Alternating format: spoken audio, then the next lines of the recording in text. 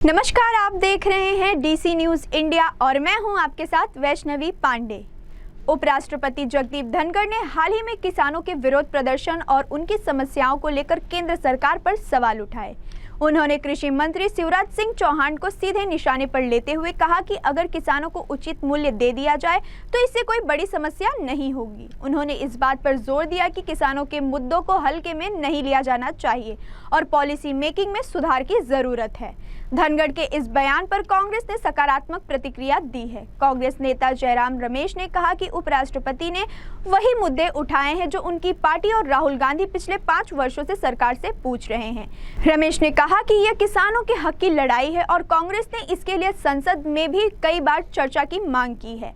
कांग्रेस के 3 मुख्य सवाल जिसे धनखड़ ने भी उठाए: किसानों को न्यूनतम समर्थन मूल्य एमएसपी का कानूनी दर्जा कब मिलेगा, किसानों का कर्ज कब माफ किया जाएगा जब निजी कंपनियों के 16 लाख करोड़ रुपए कर्ज माफ कर दिए गए हैं, खेती की लागत का 1.5 गुना एमएसपी कब तय होगा जैसे वादा किया गया था। धनखड़ ने कहा कि भारत आज तेजी से विकास कर रहा है और विश्व मंच पर बुलंदियों को छू रहा है, लेकिन इसके बीच किसानों की परेशानियां चिंता का विषय बनी हुई हैं। उन्होंने सवाल किया कि जब देश प्रगति कर रहा है तब किसान परेशान आखिर क्यों है।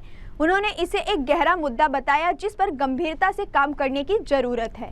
धनखड़ के इस बयान के बाद राजनीतिक माहौल गर्मा गया है। विपक्ष ने इसे कांग्रेस के समर्थन में उठाया गया एक साहसिक कदम बताया है, जबकि सरकार ने अब तक इस पर कोई औपचारिक प्रतिक्रिया नहीं दी है। आज किसान परेशान है, पीड़ित है,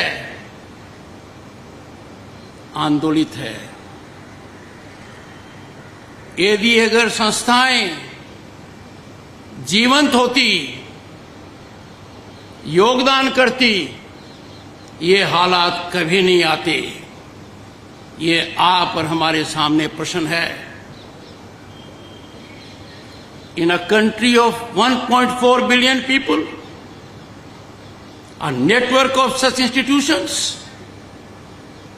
dotting every nook and corner of the country, covering every activity of agronomy. हो क्या रहा है? किसान का परिदृश्य बदल रहा है क्या? किसान तक पहुंच रही है क्या बात? The disconnect could not be more. उपराष्ट्रपति के बयान ने एक बार फिर किसानों की समस्याओं को सुर्खियों में ला दिया है। ये देखना बाकी है कि सरकार इस पर क्या कदम उठाती है और क्या किसानों को उनकी मांगों का समाधान मिलता है या नहीं। फिलहाल के लिए इतना ही। ताजा तरीन खबरों को देखने के लिए जुड़े रहिए डीसी न्यूज इंडिया के साथ। मुझे यानी वैष्णवी पांडे को दीजिए इजाजत। नमस्कार।